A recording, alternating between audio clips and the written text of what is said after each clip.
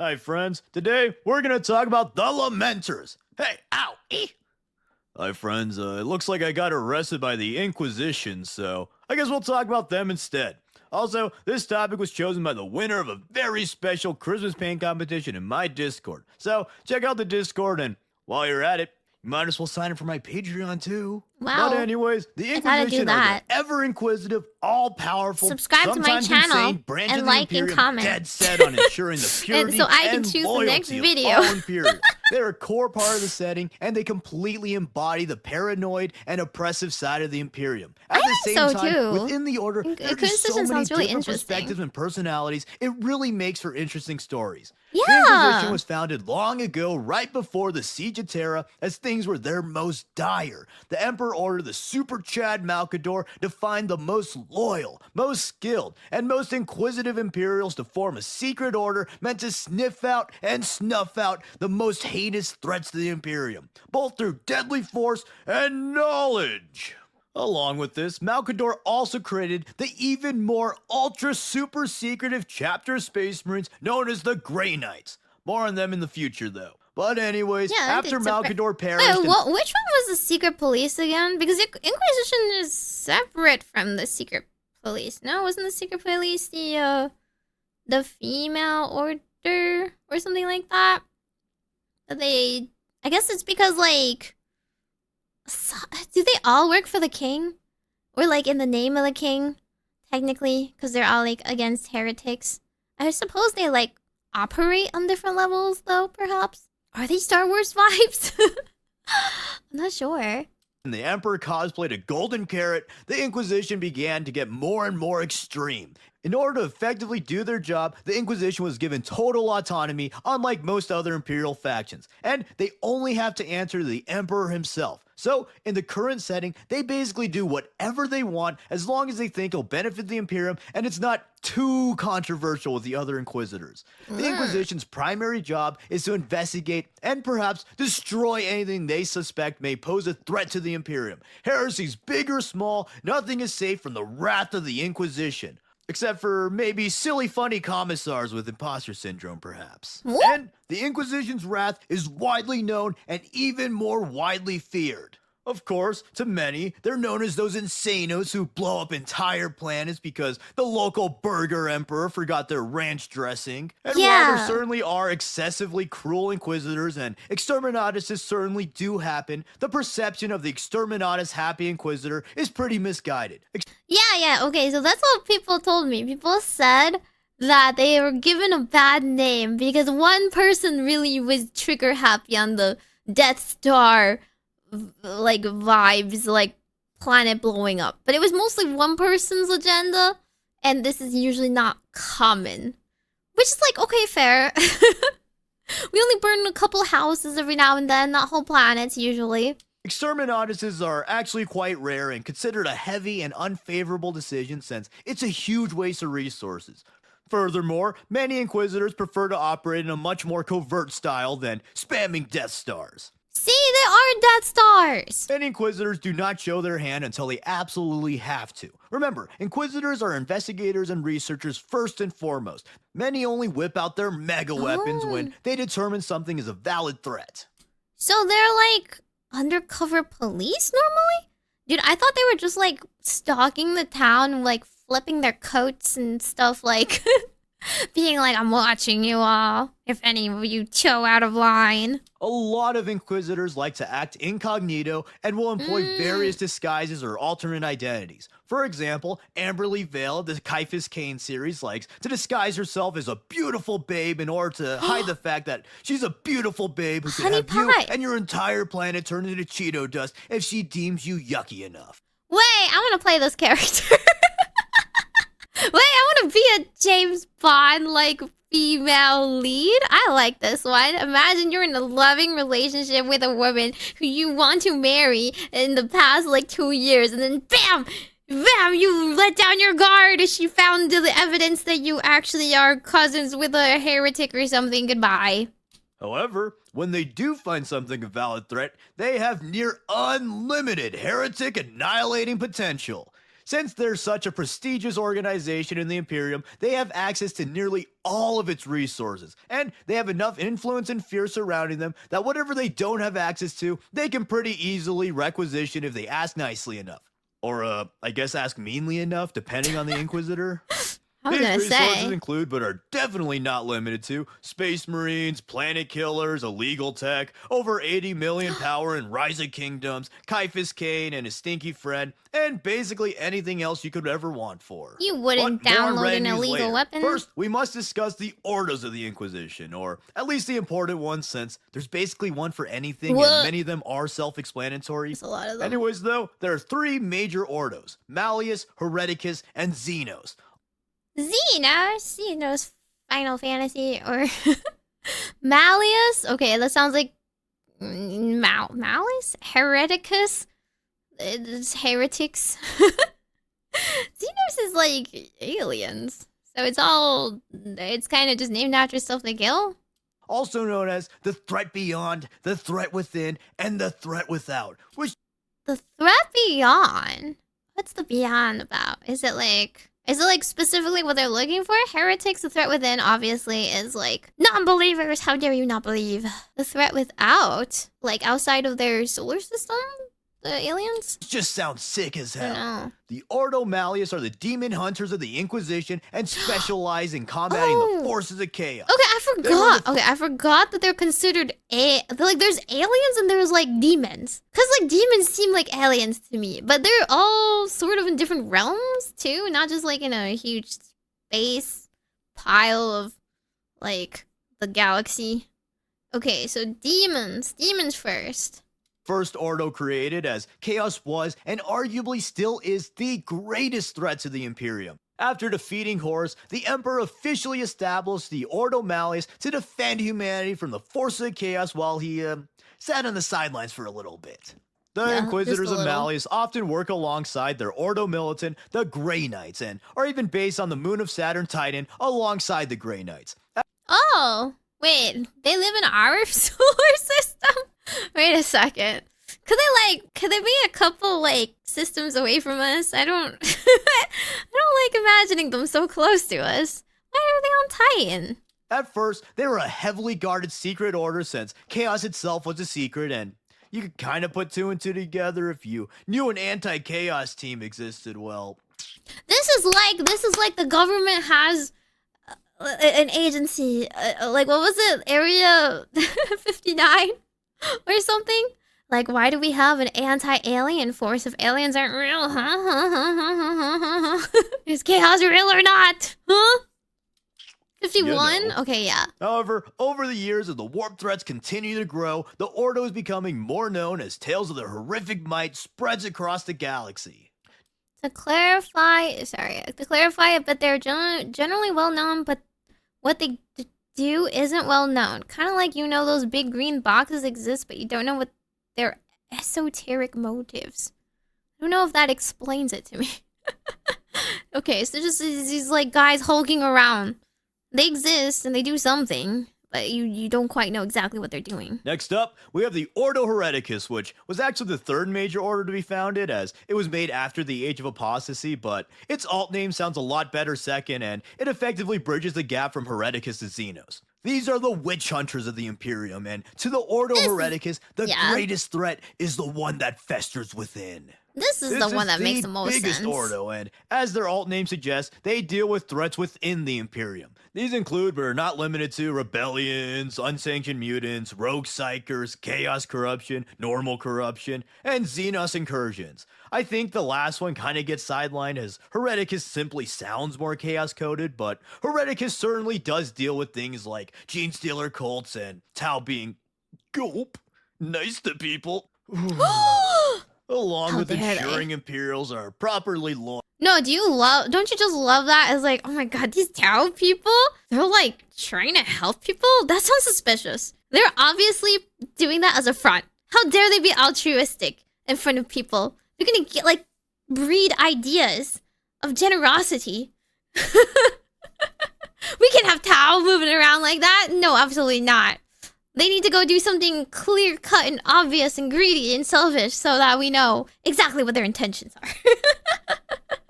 I mean, they're just out here protecting people. But, so, like, is the Hereticus the most controversial? Because the other two make total sense, right?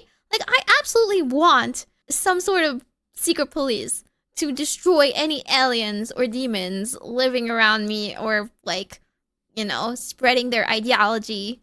And to be fair, I would want some cults that believe in them to be destroyed too. But other than that, they're gonna be the ones that kill the most innocents, no? Loyal and devoted to the imperial cult, a big job for Hereticus is to watch the ecclesiarchy alongside the minor Ordo Sanctorum and ensure that no one is getting as corrupt as the infamous Goge Van Dyer. The who? And since they keep a close eye on the ecclesiarchy and love purging the heretic more than anything, their Ordo militant is the Sisters of Battle.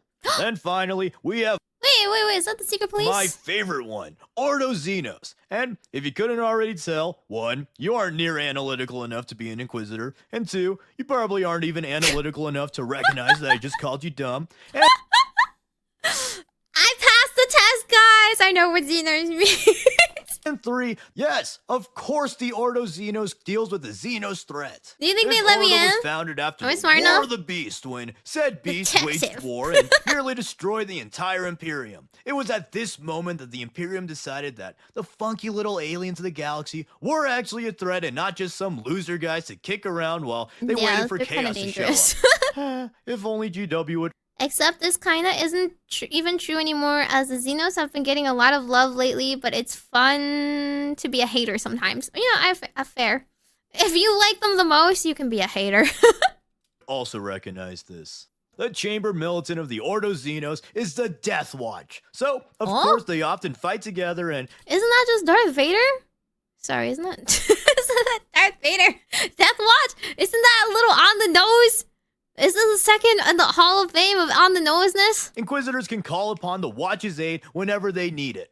This Ordo's also the best since it has Death Watch, Amberley Vale, and Eisenhorn. But with Who's those Ordos Eisenhorn? covered, I need to remind you that the Inquisitors are not a hive mind, and within the organization, many Inquisitors have extremely different perspectives and methods of operation. Even within the same Ordos, Inquisitors can widely vary. That's why generalized statements like, Inquisitors are all completely callous exterminatus spammers, kind of fall flat. Yeah, many Inquisitors are some of the most evil dudes in the Imperium. One of his most famous quotes is, "There is no such thing as a plea of innocence in my court. A plea of innocence is a guilty of wasting my time." Guilty. Oh, so he just hands out, like, guilty sentences like candy. You are guilty, and you're guilty, and you're guilty. But not all of them. And that would apply to basically any wide-sweeping perception of the Inquisition. You can't even really say that every Inquisitor wants to kill every Xeno, heretic, or witch. Once again, even within Ordos, it's not so clear-cut. Some Inquisitors take the inquisitive part of the job much more seriously and are researchers first and foremost. After all, a key function of the Inquisition upon its founding was learning and understanding the enemy in order to destroy them later. In other cases, Inquisitors might even act diplomatically with the enemy in order to prevent unnecessary conflict. Vale was incognito, but she did make diplomatic efforts. Oh, I like her more and more. When there's more pressing matters at hand.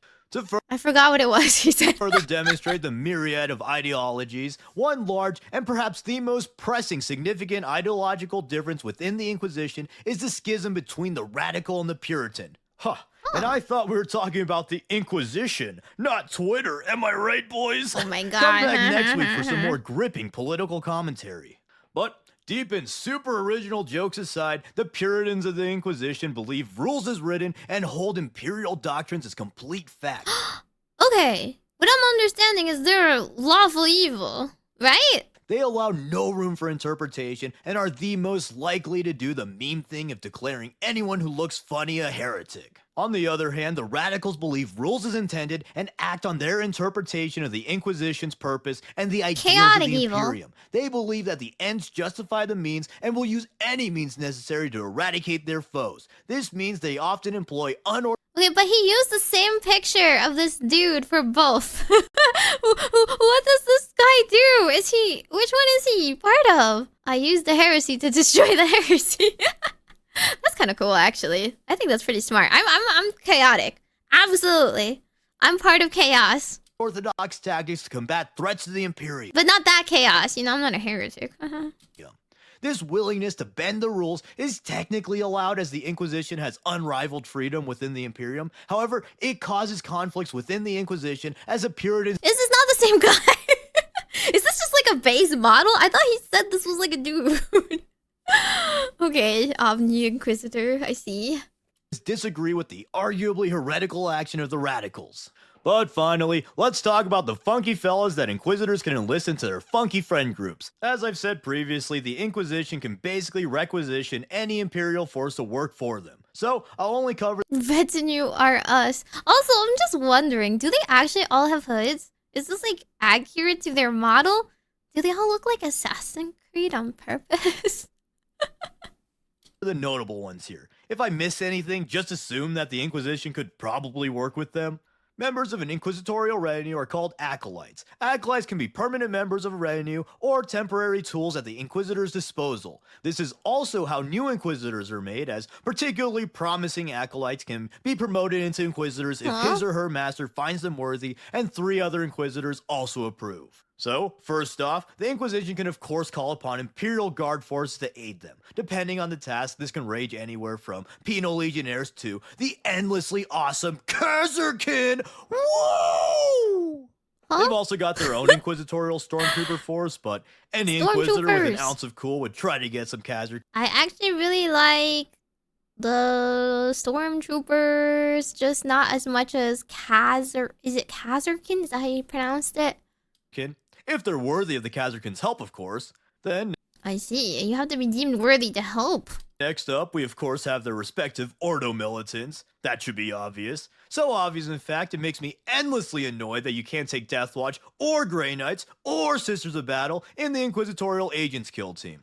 Watch till the end for a mini rant and some of my silly ideas. But you can't other mix than their some own of them? Marines, the Inquisition can also call upon other chapters to help them out if the need arises. And since it's not usually a good idea to say no to the guy with the planet-killing button and the unlimited freedom to use it, most chapters heed the call.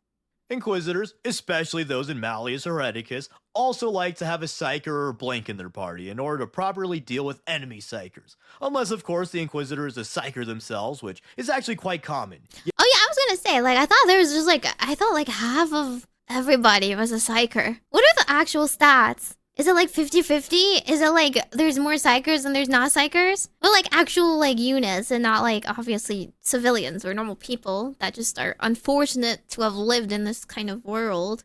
Yeah, who would have thunk that reading minds might be useful for the nosiest investigators in the galaxy? Then, related to Psykers, we got one of the coolest, if not the coolest acolyte type, the Demon Hosts. It's Mogul. Just kidding. It's a ghost. Hi, Sonny. Hang on, let me mod this channel of yours. These dudes anyway, are let's wicked figure out cool and metal as hell. Ghosts. Long story short, they're demons bound to mortal bodies and commanded by the person who bound them, as long as their willpower is strong enough to overcome the demon within. Isn't that like let me think. Like, I don't know, a lich, a wraith, or there's gotta be a term for this. The idea of just having a demon-possessed corpse fighting your enemies for you is just super cool. Then, related to demons, we got Hierophants. No, not those ones. That would be kind of funny, though. But no, Inquisitorial Hierophants are priests who guide the Inquisitor's prayers, exorcise demons, and probably have holy water super soakers. But jumping off the funny idea of an Inquisitorial Hierophant, the more radical of Inquisitors can also enlist the help of Sanctioned Xenos. A Tyranid would never get sanctioned, but working with the Eldar Tau or maybe even a Necron isn't off the table. Unlikely, but a lord might help an Inquisitor in certain circumstances. They would 100% not join the retinue, though. Also, after voicing this, I actually think... Sorry, hang on. Also, orc mercenaries. Working with an orc would be more likely for the Inquisition. yeah. Didn't he just went over the fact that well, I mean, this is backwards in order, but like he just went over the fact that some orcs would work with humans, so I guess they could work with the Inquisition. Probably not those guys. And the Necrons are the robots that sleep and have a weird ass I don't know, complex about the world. They must sleep until the world needs them. We needs them to cause more chaos, usually. To orcs than the first three I mentioned. Even Ordo Xenos Inquisitors might work alongside Xenos. This may be for temporary diplomatic reasons, for research, or just because a particular Xeno dude is really good at killing a Xeno species you happen to hate even more than you hate the aforementioned Xeno dude. But to cap off this section, we have various killing machines, literally and figuratively. We got assassins, arcoflagellants, crusaders, desperados, gland warriors, etc., etc. Did we not go over these in the first video? Arcoflagellants? Okay, I do not know anything about that. I only know about assassins. Crusaders makes sense. I don't know about the other ones. Basically just a menagerie of insano killers. Like I said, their reach is expansive, and if you can think of it, they probably work with it. The Inquisition is a fascinating force in the world of 40k. They have one of the hardest quotes in the setting, maybe ever, and it really sums up the Inquisition as a faction. And it is a quote that I will now read. My patience isn't limitless, unlike my authority. Ooh, such a simple line, but it's just so dang cool, especially since it's said during a rare moment of empathy in the 40k universe. Thank you, Mr. Eisenhorn. Jumping off of that, the autonomy of the Inquisition also makes for some really cool stories, as they aren't bound by any rules and the writer can just kinda go nuts. All in all, the Inquisition is one of the most integral parts of the 40k universe and are a really cool faction with a lot of creative freedom behind them. But let me know what you think about these funky fellas. What's your favorite Ordo? Or who's your favorite Inquisitor? Let me. So, like, they have no powers. Couldn't one go rogue really easily? And I guess they have enough threats that, like, threats from within the order isn't really that much of a deal. They, like, don't really care how ruthless one dude is so long as he gets the job done. I'm like, oh, I mean, they've already mentioned a couple abuses of power, but even so, the abuses of power are still directed towards, like, other planets. So they, like, it's still, like, kind of a drop in the bucket of how much they care, right? There's not really that many people that would, like, get in, sabotage it on the inside or and such. It does sound like it's the most potential for interesting stories, right? I feel like they would be the coolest in terms of, like, story writing and books. Working together to blow up Tyranids. As long as something is blowing up Tyranids, I would understand. They're weird boys because they consciously use their... They actually know that they're psychic. Oh! So they're actually aware. It's like those orcs that think, right? Like, ew. Poor Tyranids. Listen, no one likes the Zerg, okay? Exterminate! Exterminate! Okay, I kind of want to look up a video afterwards about, like, that guy. The guy they kept mentioning. I don't know who he is. And the girl. They sound really interesting. But I'm gonna, like, forget about their names. I'm gonna forget them soon enough. I need to write down my notes, you know? Eisenhorn Trilogy is a good read. Oh, yeah, the Eisen guy. They kept mentioning him. They didn't tell me what he did. And they didn't tell me if he was radical or not. Is it because he has a skateboard? Is it just a skateboard? They told me a little bit about the woman. And the woman looks, like, really cool, right? She seems like a Black Widow type deal. Except she is the law. She's working with the law and not, like, around the law, technically. Puritan, then radical. Oh! She's both in a weird transitional trilogy that I'm going to get spoiled. Okay. Which one do we want to look at next? We do them all in order just because I'm not going to remember which ones I watched otherwise.